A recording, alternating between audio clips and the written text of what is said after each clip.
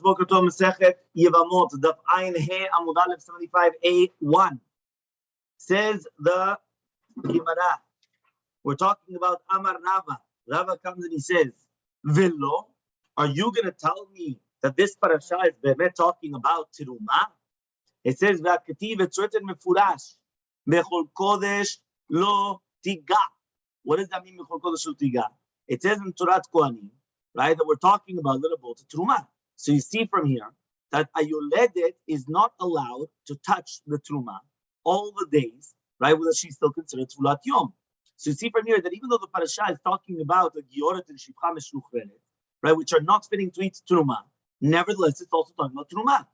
Ella, but rather, Kra mile mile kachashe. But rather, what does it say? The pasuk is talking about different halachot, and each one is a separate halakha. You have the Gioret v'Shivcha Meshucheret that they become Tameah when they give birth. Remember, that's a convert or a Shivcha, which is the main servant that got free, right, when they give birth. And also that somebody that's able to eat Truma, which is the wife of a Kohen or a daughter of a Kohen, when she does Tevilah, because of Leida, she's going to be Asura Bitruma. Right? Even though that this din is Noheg Bechol Hayoldo. Yeah? Utlata Krae Bitruma Lam. So says the Gemara, why is it that it says 3 psukim on the Isur of Achilat Truma by Tvul Yom? Number 1 is Vayikra. Ish means Zera Aaron B'utzarua. You remember this was like the Rabbi Kiva, you remember? So he says Ish is the first one, talking about Truma, right? That is Mutar Zera Aaron.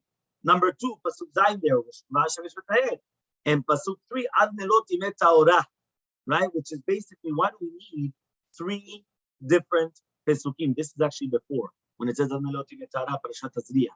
So says the Gemara, Sriche, we need it. Why do we need it? He says, if it's going to be until Ada Sheritar, which is the first pasuk there in Emor. I don't know how does she finish her Tevilah. Is it with Tevilah or Tevilah and head of Shemesh? So Katav Rachmanas, the pasuk says, right? That if right now it's going to come in her flesh has to come into the water. And then you have head of Shemesh. If the Torah would have only written which means head of Shemesh, which means the sun goes down, one of these words, if you don't need a korban kapara, meaning when does a person become 100% pure? If they don't need a kapara, and now they go to the mikveh, head of Shemesh is already enough. So, but although let's say they do need a kapara, what is a kapara? A korban. Once they need a korban as a kapara, as an atonement, I would say Adamaiti kapara that they're not going to be pure until they bring the korban. Katav Rachmana ad melot, right? That's why the Torah wrote ad melot. Vi katav Rachmana ad melot. If it was only going to be written ad melot in Torah, I would have thought step you will tefillah. Fine, bring the korban with the tefillah. Katav Rachmana ad sheritar. You first need tefillah, then you need head of shemesh, and then you need korban. Okay? Head of shemesh is when the sun comes down. Yeah. Ulhach Tana de Paligalet de Tana de Rabbi Ishmael, and according to the Tana that argues on Tana de Ishmael, the Amar that he says, Bezav Bal Shalosh Liyot Mitzora Muchlat, that we're talking about a Zav, which already sees 3 times in a Mitzora Muchlat. Remember that there's going to be a difference between a Zav that sees twice and a Zav that sees 3 times. The difference is the Korban, but the Shiva Nekim you already need. We're talking about a Zav. Remember, Zav is a male that sees seminal discharges with the membrane, with the organ dead. That's called a Zav. It's a type of a sickness, right? The organ is dead. The male organ. We both have male organs. Male organ. Yeah, that's what I just said. Male organ. Yes, there's no erection. That's called dead. No, dead means that it's not alive. When you say that it's alive, it means that it's got a lot of life in it. Yeah, no, that's what I said. No. Just the organ. Yeah? Right? So it says, Bezavat tu ban shalosh liyot mitzora muchlat. And also mitzora muchlat. Yeah? He says mitzora muchlat. What is mitzora muchlat? Remember, there's mitzora muzgar and mitzora muchlat. Muzgar means that you lock him up because you're not sure if something's going on. And muchlat means he for sure has tzara. It's called mitzora muchlat. שזה החלטה שיש לו את זה. Okay, so it says, so according to the ones that argue on Taran Ishmael, they hold that we're talking about Azav Bal Shalosh Liyot Mitzra Mukhlat to the bed. The high, so when it says Ada Shenitar, Ada Maiti Kapara. So obviously, when it says Ada Shenitar until it becomes pure, it means that he already brought the Kapara, he brought his Korban. So then say Krai Bekochim Laman. So why do I need two different psukim by Kochim? Number one, when it says Bakolashim Yochal Ada Shenitar, and Mechiper Ala Kohen Betahera. So he says, I need both psukim to teach you, right? That even by coaching. This is why. Because the second one, which is Admenot Bechiper Lea Kohen Metayra, is Yoledet. Okay, and the other one was to do with the Zav or Metzorah. So he says, Dikatab Rachmana Bioledet, Mishum Dumrubet Tumata. Yoledet has a lot of Tum'ah because she's not allowed to eat for Tum'ah and coaching for 40 days for a male and 80 days for a female. Aval Bezav. But a zav is a very light tuma. What? After 7 days, Kamarno, right? Elmaleh, I would say that he doesn't have to actually come and bring the korban, and that doesn't impede him from eating truma or kochim. V'ikatab. Now, if you're going to tell me now, v'ikatab rachmana bezav. If you're going to tell me that we're talking about in a zav, right? Lo utar miklalo. So then, 1 second. Why exactly? There's no reason why. There's no heter for him to come at all. That means as long as he's still a zav, he will always be tameh. Aval yoledet, but yoledet, it stops. Because after the 40 or after 80, kamarno. So Ima, I would say that she doesn't have to bring the korbanot. That's what you need by both cases. Meaning, I need by both cases to teach you that you still need to bring the korban by both cases, and don't say that each one is different, that maybe you wouldn't have needed. So also by the zav, and the metzorah, and also by the yoledet, you still need the korban in order for her to come and to eat, whether it's going to be kodesh. Next part of the pasuk. B'mayim yuva v'tameh ad ha'erev. It says by a utensil that becomes tameh through a sheretz. A creepy crawler, one of the 8 creepy crawlers that comes and touches it, and it's going to come and make it tameh. So it says b'mayim yuva v'tameh ad ha'erev. So first of all, you have to put it in warm, but then it's going to be tameh until the night time. It says the Gemara Lama. Why do I need that? It already said in Vashem Shvatayim. So it says I'm going to be zera. It says to be zera lenegia. We're talking about touching truma. So it's teaching us that it's not only just asur in eating truma before tevilah, it's even asur in touching truma before tevilah. The time was learned in the Baita, the tameh, well, I would have thought, say, la kol, it's going to be tameh for everything. That means to do with anything which is a kli tameh adaerev. Tamulumar v'taher. What does it mean v'taher? It could have just said the itar. Itar is in the future. What is v'taher? V'taher is lashon avar. So why? If it was going to be written, that means even beforehand, Shem is going to be told. So even taher, yaqul laqul, we thought that's taur for everything. What is v'tameh? Ha-keitzad, kan le-maaser sheni v'kan le-truma. One of them is maaser, which is maaser sheni, and one of them is truma, which means after a person comes and they purify the utensil, so after the tevilah, to do maaser sheni, it's already tahor. But to do a truma, it's going to be tameh until head of shemesh. It's going to be tameh until the night time. So says the Gemara Ve'ikana. What do I say all this? Say for Maaser Sheni, it's going to be tameh until the night time. For Truma, it's going to be tired the same day. Says the Gemara Mistabra Ke'echi Dechamina. What's more chamun? Truma or Maaser Sheni? L'achila de Truma, l'achila de Maaser. Hachanami lenegia de Truma. 1 second. Just like by the eating of Truma is much more strict than eating of Maaser. So to do with the touching of Truma is much more strict than the touching of Maaser Sheni. You actually learn it from a different place. Where do you learn you know how to touch Truma?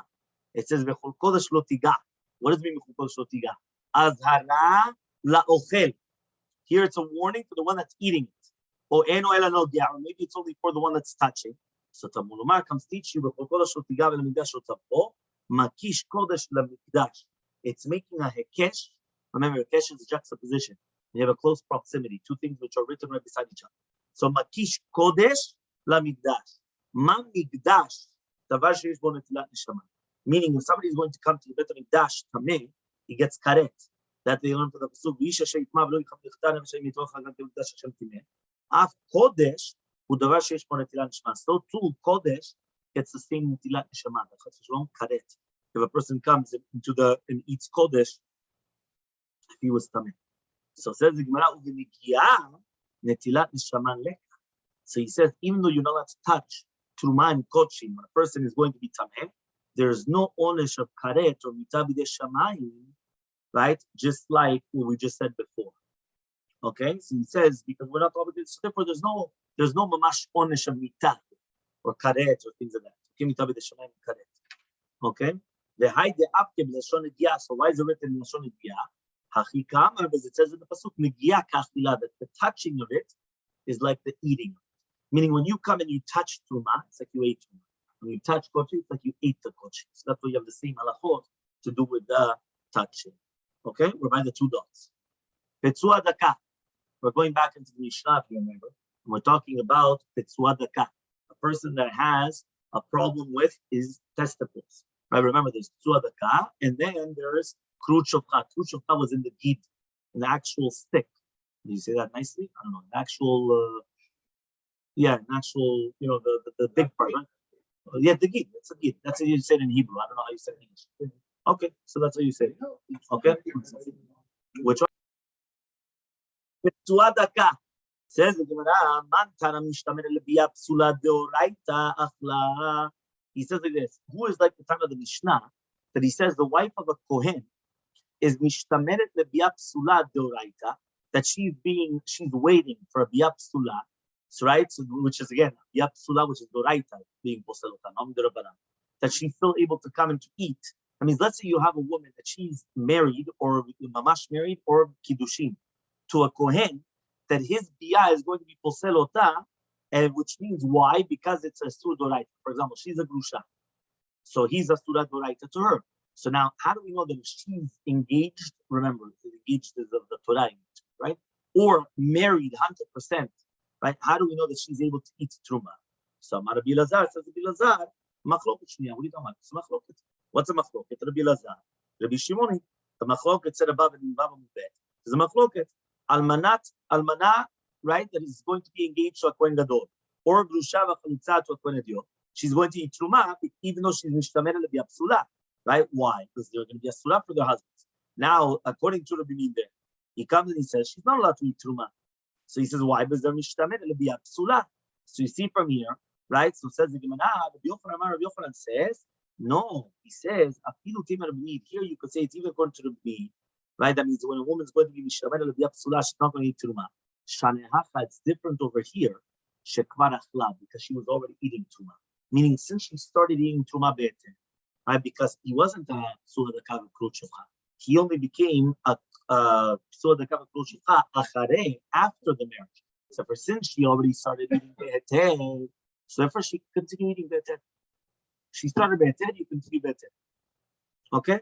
Rabbi Elazar, according to Rabbi Elazar, shekvar achla lo amina. We don't say the svara that she already ate. Meaning this concept that she already ate something, we don't have this. We're not going to say this. But this is what happens when you have a bat Yisrael, that she gets married to a Kohen, and the husband dies. So she should eat also. Why? Because she already ate truma, right, in her lifetime. Right? So one more time, you have a bat Yisrael gets married to a Kohen, and the husband dies. She should continue eating. Right? We say no. Right? Because if she doesn't have children, if she had children, so she eats out of the children. But if she doesn't have children, she stops eating. Why? If you say already kvar achla, that she already ate be'eter, let her continue eating be'eter. Listen, she started be'eter, let her continue be'eter. So you don't see this concept of kvar achla. So Rabbi Yochanan says, no. Hatam why? Paka kinyaneh. His kinyan left it. Right? But over here, no paka kinyaneh, which means this. When a woman got married to a Kohen, right? And now, Bar Minan, the Kohen drops them. Yeah, what happens? So now what happens is, what do we say? We say that right now, there's no more kinyan. He doesn't have a kinyan in her. Right? So therefore, that's it. Okay, fine. What about the case of the krut shofcha? She still is kinyan. She still belongs to him. The only thing is, he wasn't allowed to marry her. Well, he married her when he wasn't a krut shofcha. He married her when he was normal. Everything was normal. Afterwards, it was an accident, and now he became a krut shofcha, right? Or a psua daka. But that was only afterwards. So therefore, he's still the kinyan, right? No, let's see you had or without. Doesn't matter. Fine. Let's say there's no kids. No kids. Okay. So the same halacha. So fine. What is a psua daka? Yeah. What exactly? What is the Pitzua Daka? Tanu Rabbanan, we learned in the Braita. Ezeu Pitzua Daka. What is the Pitzua Daka? Which is not allowed to come into Kol Sheniftzua B'Tim Shelo. As long as the testicles became niftu, became damaged, right? So, for example, through a knife or whatever it is. Even if one of them, right? Even if there's a hole, right? For example, the coats. Or for example, they became smaller because of a makkah. Or even if it became lacking. Amar Bishmael ben Osher Rabbi Yochanan says Bishmael ben Osher Rabbi Yochanan. Shamati mipi chachamim bekerem b'yav. I heard from the chachamim bekerem b'yav. Kol she'en lo ela betza achat, en lo lasris charama v'kasher isno.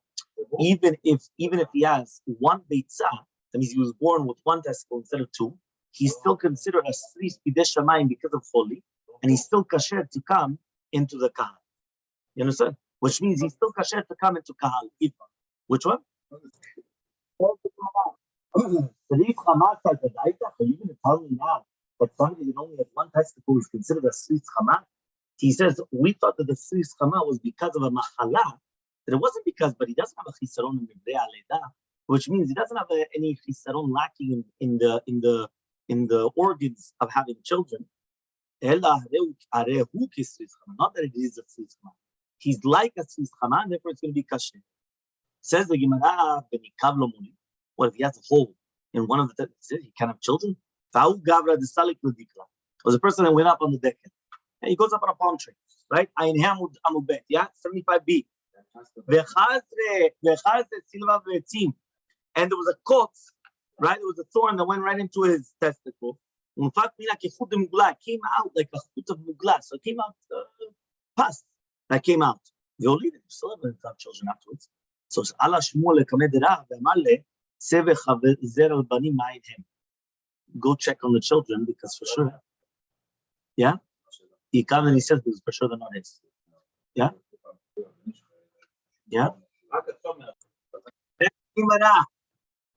So he comes and he says, go look at the children because they're for sure they're mamzerim or they come from something else. Don't worry about it. Meaning it doesn't. Yes. Amar Rabbi Yehuda Mashmuel says Rabbi Mashmuel Tzua Daka b'dei shamayim kasher. What happens is he's going to be a person that was nolad, he may know, or he became tzadaka. Let's say Ra'ami Mubarak. He got hit through what's it called? Whatever it is, right? Lightning, thunder, whatever it is. Boom, right there. Says kasher lavo bikal. Why? Because it's only going to be if it's nifsa bidei adam. So it's bidei shamayim. He's still kosher to come to the kal. Amar Rava says, "Haynu the karina." That's what we say. Petsuah velo karina haptat tzadaka. And why? Because Lashon HaPatsua means it was from the beginning. That means he was nolad kach. It says Petzua Daka means that something happened afterwards, right? B'dei Adam. The Matznita Tana ne'emar lo yevo Petzua Daka. The ne'emar lo yevo mamzer b'kal Hashem. Ma le'halam b'dei Adam. Just like a mamzer comes through b'dei Adam, right? So to here it comes b'dei Adam. It's not from b'dei Shammai. Amar Rav comes and he says Petzua bekulan in all the halakim of the Evrei Holada, which means in all the organs which are for giving birth, for fertility. Daf bekulan, krut bekulan, patsua bekulan. What does that mean? We're going to explain. But when it says patsua bekulan, it means ben sheniftzah gid ben sheniftzah betim. So when it says patsua sheniftzah, right? Doesn't matter whether it's going to be the actual gid, the gid, or the testicles, right? When it says right, ben sheniftzah betim, ben sheniftzah chute betim, or even the shvileh zera, which means the testicles are still there, but the what's used to transport the semen from the testicles to the gid is the same thing. It's all the same halacha. Daf bekulan, what does it mean? Ben nidach gid, whether the gid was nidach, how do you translate nidach in English? Because it's not really, I wouldn't say crushed. Yeah, crushed. Okay, so crushed. Yes, that's what it says there. Dach, like crushed. So he says ben nidach betim, whether it's the actual the organ, whether it's going to be the betim, the testicles, or the chute betim, or how does it translate the one which is bringing the zera to the urethra? Urethra. Okay. Yeah, that's what we say. Karut bekulan, then shenichlat, whether it was cut, the gid, shenichatu betzim, the testicles, or the chute betzim. Okay?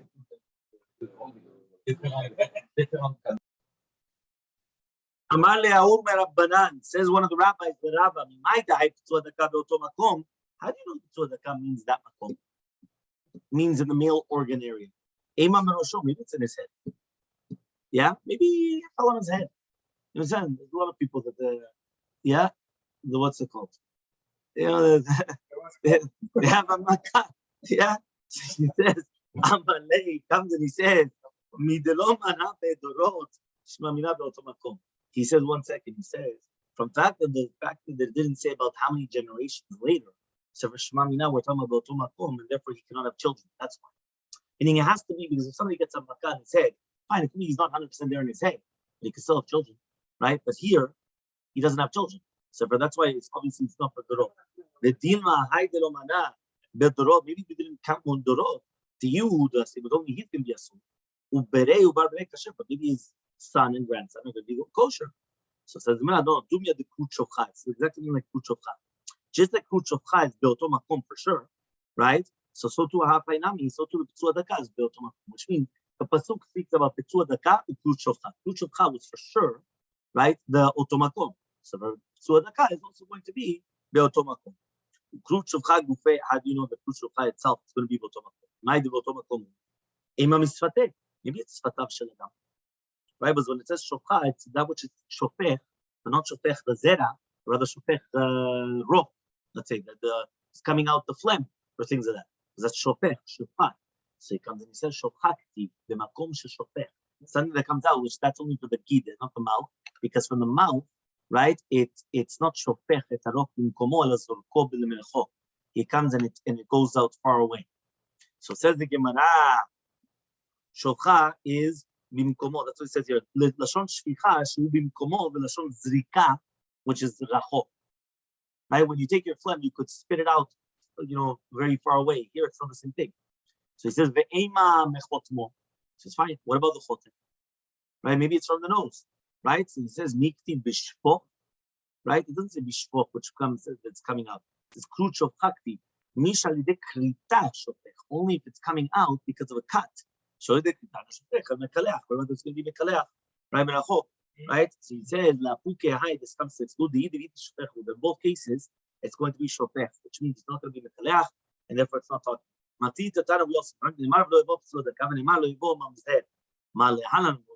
just like the mamzer is because of the otomakom, so to psua daka is going to be beoto makom.